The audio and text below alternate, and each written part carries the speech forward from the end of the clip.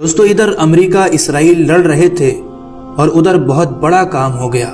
45 سال تک چرچ میں پادری کے عہدے پر فائز رہ کر کام کرنے والے گولڈن ڈیوڈ اب ان کا نام عبد الرحمن ہو گیا ہے۔ اسلام کی اسی بڑھتی ہوئی طاقت کو دیکھ کر آج دنیا کے لوگ اسی لیے پریشان ہیں۔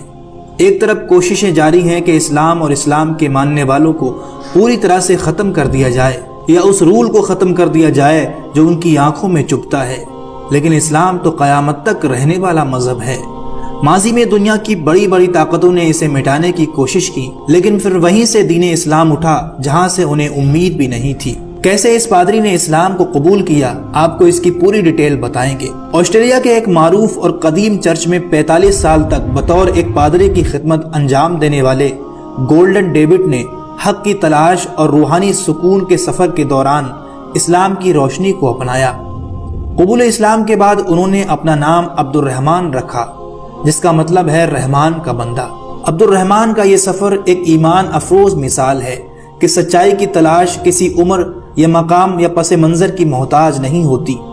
ان کا یہ فیصلہ نہ صرف ان کی گہری روحانی وابستگی کو ظاہر کرتا ہے، بلکہ اسلام کی عالمگیر دعوت اور محبت کے پیغام کی اکسائی بھی کرتا ہے۔ اسلام کی اسی عالمگیر دعوت کو دیکھ کر کفر پریشان نظر آ رہے ہیں، اور اتہاس گواہ ہے کہ اسلام کی یہ سچائی ہے کہ جو شخص اسلام کو گہری سوچ کے ساتھ پڑھنے لگتا ہے وہ شخص اسلام کا دیوانہ ہو جاتا ہے۔ اب ذرا سوچئے کہ 45 سال تک جو شخص ایک عیسائی پادری رہا ہو اور ایسا ویسا نہیں ایک قدیم اور معروف چرچ کا پادری ہو، اس کے پاس کتنا علم ہوگا عیسائیت کا، لیکن روحانی سکون اس کو نہیں مل پا رہا تھا۔ وہ اطمینان اور روحانی سکون پانے کے لیے اسلام کی طرف مائل ہوتے ہیں، اور جب اسلام کو وہ پڑھنا شروع کرتے ہیں تو انہیں اندازہ ہوتا ہے کہ اب تک کی جو زندگی ہم نے گزاری ہے وہ تو صرف لغو لعب ہے۔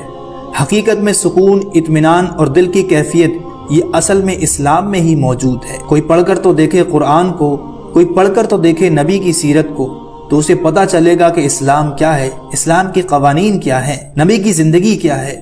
سنی ہوئی بات سنی ہی رہتی ہے۔ زیادہ تر نان مسلم اسلام کو سنی ہوئی بات سے ہی جانتے ہیں، جبکہ پڑھی ہوئی بات کے مقابلے میں سنی ہوئی بات کی کوئی حیثیت نہیں ہوا کرتی ہے۔ آج بڑی بڑی طاقتیں کوشش کر رہی ہیں کہ اس نور کو دبانے کی، لیکن اگر آپ اتہاس میں جھانک کر دیکھو تو آپ کو معلوم ہوگا کہ جو بادشاہ، جو حکمران اسلام کو ختم کرنے کی کوشش میں نکلے تھے، تاریخ گواہ ہے کہ انہی کی نسلوں نے اسلام کو اپنایا ہے۔ یہ ہے اسلام کی طاقت، جو دل سے پڑھ لیتا ہے وہ اس کا ہو کر رہ جاتا ہے۔ امید ہے آج کا ویڈیو آپ کو پسند آیا ہوگا۔ اپنی قیمتی رائے اس کے بارے میں ہمیں نیچے کمنٹ باکس میں ضرور دیں، اور آگے ایسی اچھی ویڈیو کے لیے چینل کو بھی ضرور سبسکرائب کر لیں۔ دوستو ادھر امریکہ